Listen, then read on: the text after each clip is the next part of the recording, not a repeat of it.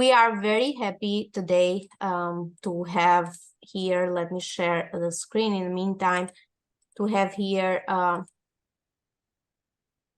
Saker.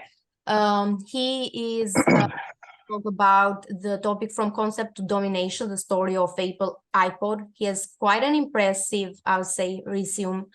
He is a seasoned corporate innovation expert, has worked on new product development, digital transformation, in quite, I would say, successful, distinguished companies like PVC, Hitachi, Yahoo, Apple. Has been product engineer, working as head of strategy and products in most of these companies. Right now, he's leading Unlocked Ventures, basically. And he provides guidance, strategy guidance and advisory services around AI, growth strategies, digital transformation for domestic and global organizations. We will share his contacts. So if you are interested basically to know more or get some help, consulting from Saker, he will share his email and his phone number with you.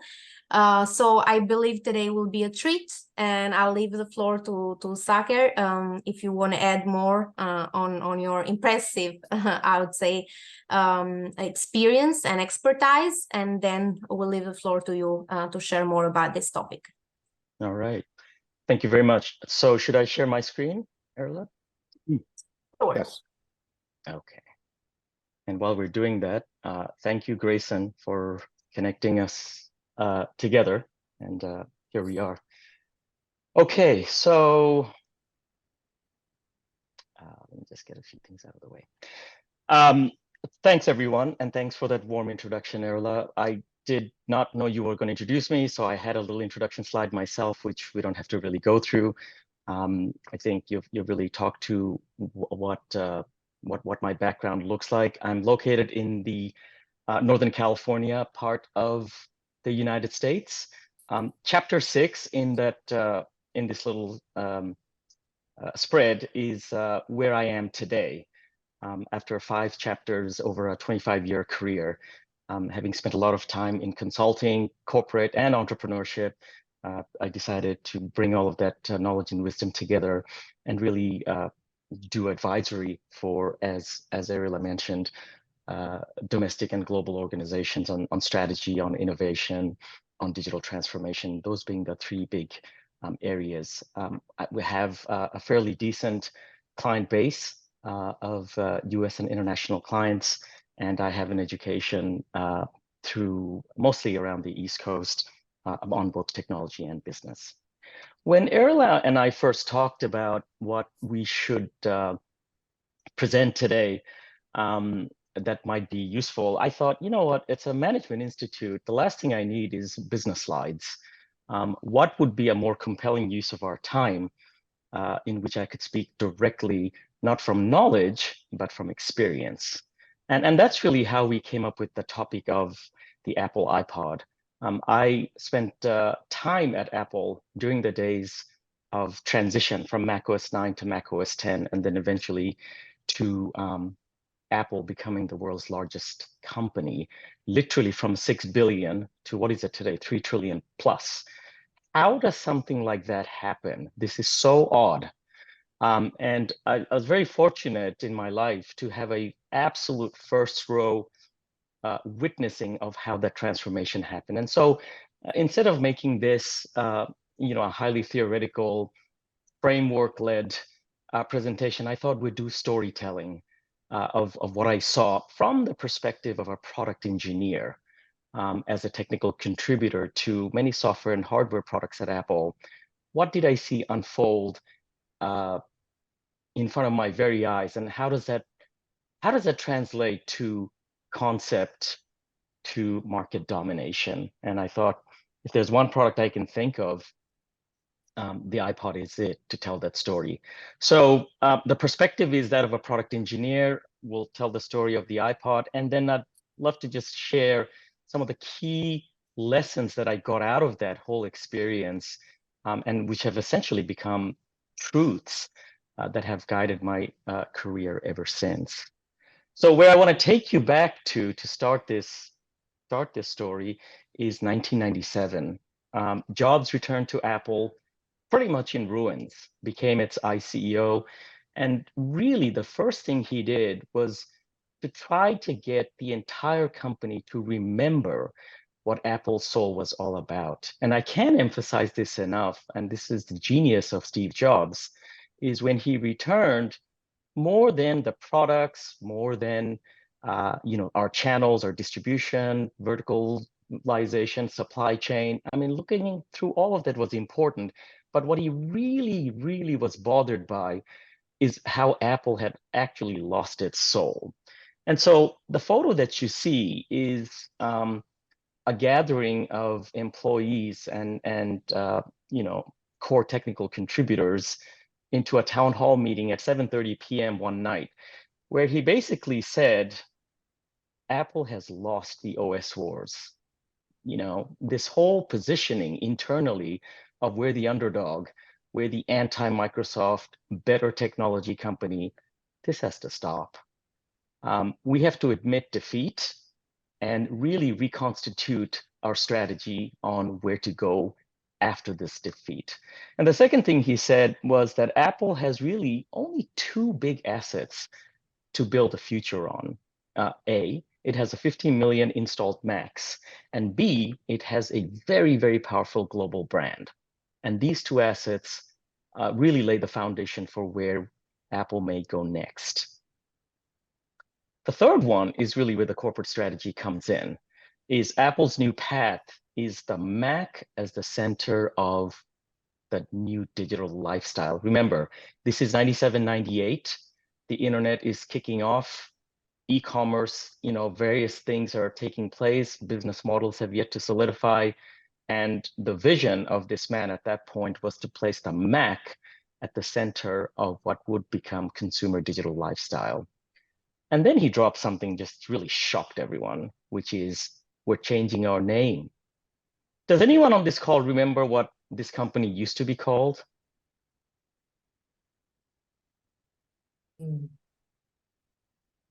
Macintosh? It used to be called Apple Computer. And what happened that evening is the formal name change from Apple Computer to just Apple, signaling those points that you see on the screen. This is no longer a computer company. It has to become something much bigger than that. Shortly after that, we say hello to the acquisition of SoundJam. SoundJam is a MP3 music player, and the corporate strategy is now laid that the growth of the digital lifestyle starts with music. SoundJam gets purchased. It's one of many products in the market. Doesn't really have a lot of whiz-bang features, but it is OS 9 and OS X compatible. It is ready to go. And the thing that I felt was extraordinary at that time is Apple being near bankruptcy, right? I think it had something to I mean, you all probably remember Microsoft's loan to Apple at that time, sort of resuscitating it from its presumed death. But we internally were getting told that the music industry is where we're going next. How? We have no idea, at least not at the level that the engineering teams were working at. But this acquisition happens, and all of the core engineering talent starts working on converting it into iTunes. It goes into the heart of the Mac as the source of the consumer non-live music experience. The transformation of SoundJam to iTunes takes place, and there's a humongous amount of effort that goes, as it has become the hallmark of Apple, of the customer experience and the user experience. Why? Ultimately, it is to re-engage the users of the Macintosh computers. At the same time, the Thing Different, if you remember that ad campaign, it gets launched. And the goal, once again, is to promote to the world what Apple's soul and brand ultimately are about. And if you remember that ad campaign, it was almost as powerful, perhaps even more, than the much celebrated 1984 campaign that Apple had done. And this is a theme I saw from my years at Apple, which was about 10, it come back to repeatedly. It's sort of the first principle of who are we? And ultimately, what is our mission and what is our impact? And everything that this company does ultimately is infused with this question and this thought. So with iTunes now really executing well, the next thing that comes into this, making the Mac as the center of the consumer digital lifestyle, the non-live music experience, comes the iMac, right? It's not a big change. The differentiation is in design. Colors, shape, and sound come into computers, but it's a big market impact. No one really caught on to the idea that other than beige computers, you might want a different looking and sort of the design of a personal computer. And at that same time, if you, for those of you who were around then, the entire Napster movement and the P2P file sharing market trend is taking off in a very, very big way. The lawsuits by RIAA, the recording industry, all of the digital copyright infringement protocols, nothing is working to really prevent the music sharing. And while Apple targets the iMac for the most relevant market segment at that time, which is education, it takes really big notice of what the internet is doing in terms of pointing to possible new business models in the future. And the iMac gets infused with all of these learnings, right? It's about iTunes. It's about the center of your digital lifestyle. It's about transferring the music from CDs onto your computer and building your music library on top of that. So behind the scenes, as we're thinking, as I would later learn from my study in business, this is a classic Ansough's matrix taking place within Apple. We're starting with existing markets and existing products and the market penetration strategy, but eventually the risk appetite will continue rising within Apple. It'll first move into new products, existing markets, new markets, and then ultimately the holy grail that every company would love to get into, new markets and new products. How do you do that in a company that is now trying to revitalize based on free software and just a new set of hardware that it is started to conceptualize? My guess, and I was not in the corporate strategy rooms at that time, my guess is the bets were placed into the product development piece. So existing markets, new products, and to build on the progress made so far on capturing the music market. In comes the iPod, right? It's the next rung in the value chain, music portability that is tethered to the Mac. One thing that made it really amazing and a short development cycle was the leverage of the hardware development and supply chain expertise that Apple has had from many, many, many years of doing hardware, software applications, and operating systems, right? Once again, a great focus on innovative design. There are things like the wheel, easy navigation features. It's not the first one. There are many MP3 players in the market, but a strong marketing campaign, if you remember what the iPod marketing campaign looked like, built on top of the Think Different momentum, starts really, really getting noticed because you're now bringing the entire concept, the entire platform together. You've got the portability, you've got the transfer, and then of course, the continued development of iTunes, more and more user experience that is delightful to the customer. The Napster phenomena is also pointing to huge business model disruption of the recording industry. We at Apple at that time really, really paid attention to what was happening there. And one of the geniuses of Steve Jobs was to go convince the 5 major labels, Sony, BMG, EMI, I forget the other 2 at that time, basically, you are facing an existential threat, and the only person who's going to give you a lifeline is Apple. And they work out the 99-cent business model, the downloading of the single song, which is a massive business model innovation that does not exist prior to that. The prior model of artists having to produce, 12 songs because recording companies have to charge $18 per CD.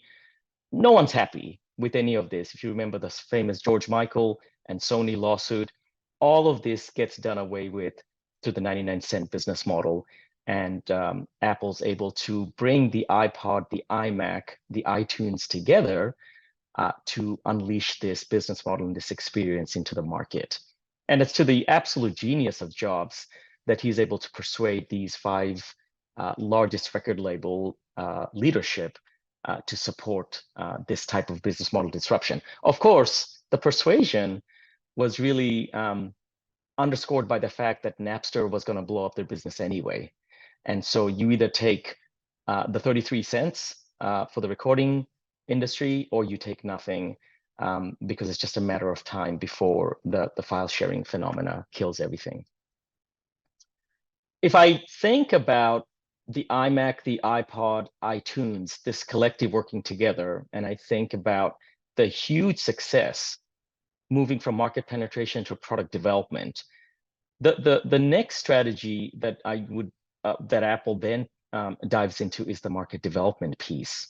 And this is where it's building moat, it's building even more competitive advantage, and it's driving this ecosystem ultimately of the iPod, iTunes, and iMac ultimately to drive Macintosh sales, which again ties to the core strategy of the Mac as the center of people's digital lifestyles, in which eventually music, videos, podcasts, everything that informs our lives today would ultimately come into that central space. The iPod variants start rolling after that. The deep understanding of the consumer market segments, these tremendous partnerships, notable ones like U2 and Dr. Dre, additional features just to drive traction and engagement, and the continued emphasis on customer experience and deepening the customer engagement starts taking place to capture more and more of that market share. I'm going to speed this up because we're running out of time. Ultimately, once you have market penetration, product development, and market development, you are now ready to go into the diversification, which is the highest risk, highest reward in Ansoff's matrix, for those of you who have looked into that. And building on the combined knowledge and experience of Newton, which was a failed product of Apple in the 90s, it started imagining what its 10x growth story could actually look like. Of course, by this time, iPod sales have absolutely skyrocketed, right? But that is a limited piece of hardware for Apple to stake its future in. So what does it do? It introduces probably the most important hardware product in Apple's history. Yes, even more than the iPhone. Why do I say that? This is the product that begins the transition from the old Apple to the new Apple in a major way, because within it is released Apple's ultimate Trojan horse, the iOS, and a demonstration of the art of the possible through the critical Apple apps themselves. And so you have this transition from a music player to what would eventually become everything in one device. It releases the initial set of powerful developer SDK and starts billing the iPod Touch as a multi-purpose device that has all screen. It's done away with the keyboard, and it's really building on a lot of learning from the iMac, iPod, iTunes experience. All of that learning of consumer adoption and behavior is coming into the iPod Touch. If you look at sales that's happening at that time, you see where the peaks are taking place, right? They start off with the first gen, the iPod Classic. There's a bump going up in the iPod Mini. There's a bump going up in the iPod Nano and the iPod Shuffle. But it's with the iPod Touch that you now come into a true diversification strategy, because if iPod Touch succeeds, you have now ipso facto established the platform for almost unlimited growth at that time. And of course, as we all know, that's exactly what happened at Apple. If we look at the actual sales, that blue dot at the bottom, which reflect the touch models, you see that the rise goes all the way, the iPod sales goes all the way till it hits that peak of the maturity curve. And that's when the touch model is released. And from that point on is basically the decline of the iPod, right? And in terms of actual numbers, we see that the peak of units sold and share of Apple's revenue coming from iPod is roughly around 07. Of course, what happens in 07? The death of the iPod business begins. Why? Because the future is really staked in the bigger iPod Touch, which is the iPad. Now, of course, all of you will probably say, wait a minute, Sakir, iPad came after iPhone. That's true in the market. But what many in the market don't know is that we inside of Apple were actually working on the iPad, because that was the next natural progression from the iPod Touch. And it was the natural de-risked version of getting to that next sort of value chain. The market, of course, thought it was all about the iPhone. And Apple got so much incredible publicity, free marketing, pent-up demand out of nowhere that quite literally, and I kid you not, Steve Jobs, in the middle of the iPad development, stopped work on the iPad and basically said, we are working on the iPhone. And it goes to an incredible leadership style that I'll touch on towards the end as really one of the driving forces of going from concept to market domination. It is at this point that I think Apple moves into diversification strategy, which is increasing highest risk, highest reward, because you're entering new markets, new products. Apple builds a phone, which is the latest entrant of any phone manufacturer. And the rest, as we say, is really history on what happens from that point on. I won't go into it because we all know the story. But suffice it to say, 3 years later, Apple does return to iPad. But what was amazing to me in this whole experience was that last point on that list of points on the right side, which is the importance of timing and the importance of market timing. To stop R&D on something like the iPad, to pivot and to move into the iPhone at that time, and to come back to the iPad many years later, is really an absolute hallmark of courageous leadership and ultimately, great business sense to take full advantage of market timing. The rest is history. Those are 3 colors representing the iPod, the iPhone, and the iPad, and you can see what was happening. iTunes starts the journey ultimately to the iPhone and the iPad. You cannot get there overnight. It's a long journey, but if you are strategy-led and you're incrementally executed, this is the type of success Apple was able to pull off.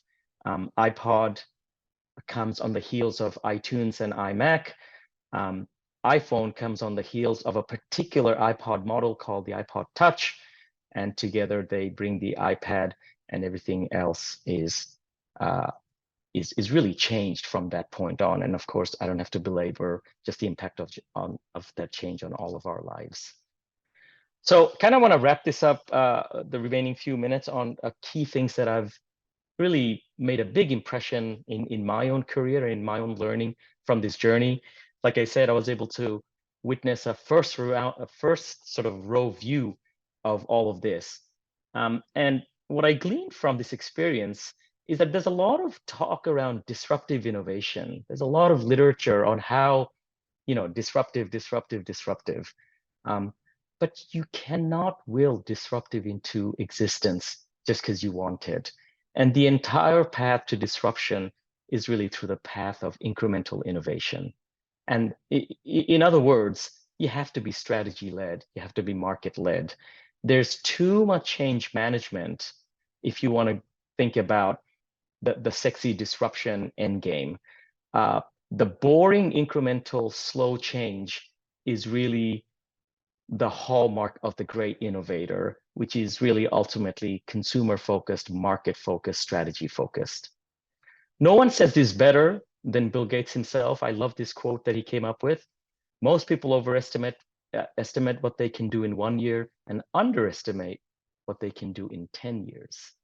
And this entire journey of Apple really was a 10-year journey from 98 to 2008.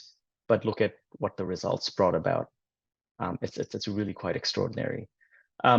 It's all about de-risking.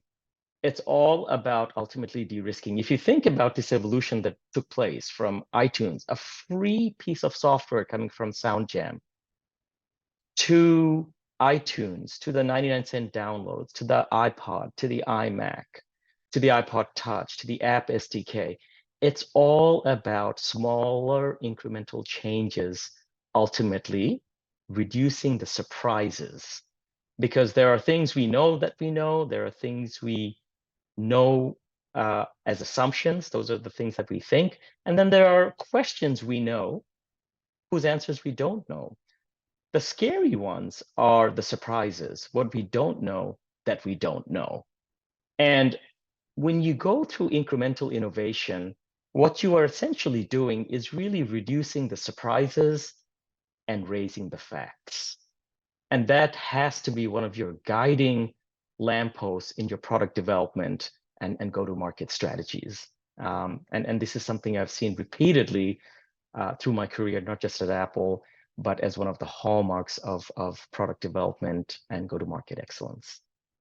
We saw another case of this in the Tesla, right? If you think about the very first model of testing the EV value proposition, Tesla did not bother with anything on the right side.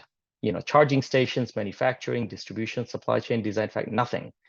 Its very first model was a Lotus, because what it really wanted to test was range, performance, market demand, and brand. And the quickest way to market was actually to launch a premium product and test for those 4 things as a way of de-risking ultimately the products that would build upon each other into significant customer demand. The second lesson that I really got that I have carried with me since is the importance of differentiation. If strategy is all about ultimately driving market relevance and brand distinction, then you can only get that through product differentiation. I'm amazed at the repeated mistakes by so many companies in the past. I think in general the bar has been raised now, but in the past there was so much commodification because there was so much emphasis on price, never realizing that Me Too products don't delight customers at the end of the day. And that if you look at the innovation portfolios of top performers, the allocation of resources are 70% in transformational projects and products, not core projects and products. It's really flipped in a company like Apple, which represents the right side, than say many others that are more moving on the left side, on the Me Too side of things. Because ultimately, the source of your financial returns are not going to come from your Me Too products. They're going to come from your absolutely differentiated, game-changing products in the market, which can only happen as a function of time. And so you can't rush into these things and expect to get so many of the things right. The third thing that I carried with me, and this is really the last one, is that ultimately Apple was in the business of selling feelings and not selling technology. Another hallmark that I thought was that I saw repeatedly through all of the places that I've had the fortune to be connected to, and which had really, really positive traction in the market. If you look at a typical product value proposition, if you look at that sort of graph, it's, product has attributes. It's got really cool things, like it doesn't have a keyboard. Well, that's a great attribute, which has benefits that directly affect the customer. But ultimately, what really creates traction are the emotional benefits that a customer ultimately feels. And so if I think about putting a painting on my wall, for example, and I think about what's the need, I could say, well, I need a hammer and nails. I need a drill and a drill bit. I could also say, I need a hole in the wall, or I could say, I need to hang up my painting. The reality is, I don't need any of these things. The reason I need a painting on my wall is because I need beauty in my life. It's that ultimate feeling that I wish to experience, that emotional pull that I wish to surround my life with, that ultimately gives me my drive, my motivation, and ultimately my product loyalty. And I think this is something that I saw at the center stage of everything that was done in terms of design at Apple, both software and hardware, this emphasis on beauty, not form and function, but on experience and feelings. And even though Apple had the brightest engineers, they also happened to be the brightest zoologists and astronomers and musicians and liberal arts people that knew their humanities and knew their social sciences. And it's that sort of holistic background that is able to connect dots and relate technology to human feelings that I think has been a core lesson for me of what makes a product absolutely magnificent and ultimately lays the foundation to go into market domination. So those are the three key lessons. The last one is just a wrap up for everything, and that's my last slide. I really had the privilege of interacting with Steve Jobs enough times to make one of his quotes as sort of the hallmark of my own leadership style, which I've tried to learn from. And I've put it up on the screen. It's not, you don't see this this quote often by searching through it on the internet, but it's there if you look for it. And I'll read it out to you for a moment, if you'll indulge me for a minute. Because I think it really wraps up everything that goes right at a place like Apple and why they have repeated hits, one after the other after the other. The quote goes something like this: "The system is that there is no system. That doesn't mean we don't have process. Apple is a very disciplined company and we have great processes, but that's not what it's about. Process makes you more efficient, but innovation comes from people meeting up in the hallways or calling each other at 10:30 at night with a new idea, or because they realize something that shoots holes in how we've been thinking about a problem. It's ad hoc meetings of 6 people called by someone who thinks he has figured out the coolest new thing ever and who wants to know what other people think of his idea." Now here's the punchline. It comes from saying no to 1,000 things to make sure we don't get on the wrong track or try to do too much. We're always thinking about new markets we could enter, but it's only by saying no that you can concentrate on the things that are really important. It's about the people you have, how you're led, and how much you get it. This is really the ultimate message in my own career of what makes companies and products successful. It's courageous leadership, it's strategy, it's an emphasis on differentiation, and it's really humanizing everything that's put out in the market so that technology ultimately benefits lives and is not a gadget to tinker with. And I think these philosophies have given Apple a much studied formula for how it repeatedly goes from concept to market domination. And just wanted to leave you with that thought. And with that, That's the end of my presentation. If we want to move into the next section, Erla, handing it back to you. Thank you, Saker. I will lead the Q&A right now. I'm Larissa. Thank you for this insightful presentation. We will give the floor to anyone who has questions. We have Brett Trusco, our own GIMI AIOIP member. So we will give the floor to him in the spotlight. And everyone else who's interested in participating in this conversation, please let us know. Just one moment after Brett, we will give the floor to the next one. So Brett, the floor is yours. Thank you, Saker. It's a real pleasure to meet you. I've known your name for a long time. Sorry I look so bad this morning, but it's early in New Mexico. Anyway, I wanted your take on something, and I don't remember who wrote it. I read a book, and this guy was a business reporter, and I don't remember which one it was. I'm sorry. But he had said that he had been at Apple talking to maybe you, and then went up to Microsoft, and apparently you guys handed him either an iTunes device, I think it's probably an iTunes device, and then went up to Microsoft and got a Zoom device. And he wrote that he came back down to Apple and he said, you know, this Zoom device is actually better than the iTunes device. And he said the strangest thing was that whoever he was talking to said, you know, we don't care, because we plan to disrupt ourselves in 3 to 6 months anyways. And so the fact that Zoom happens to be ahead momentarily doesn't matter to us. We're not chasing them, we're chasing ourselves.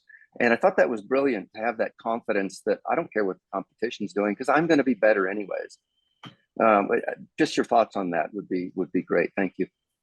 Yeah, I mean, beautifully said, Brett. There's a lot of self-belief at Apple, and the thing that I noticed when Jobs came back is that that's what he emphasized, is that and that's why my first slide started off with reminding Apple of its actual soul, which is that it's a game-changing company. It's not a Me Too company. And I'm not surprised that Zoom being a better technology, I don't know who made that quote, that we don't care. But as the iPod sales showed, the entire point was actually to get into that 10x growth, right? And obviously iPod was a huge success. But when you're able to shrink the Mac OS X into a tiny device that's not a computer, and you're able to give it literally unlimited use cases, it fires up the imagination and of the unlimited business potential of that. And Apple had that view all along, because the Mac was not growing and we had lost the OS wars with the PC. So where does growth come from? And Apple's always been a hardware company, right? Always been a hardware company.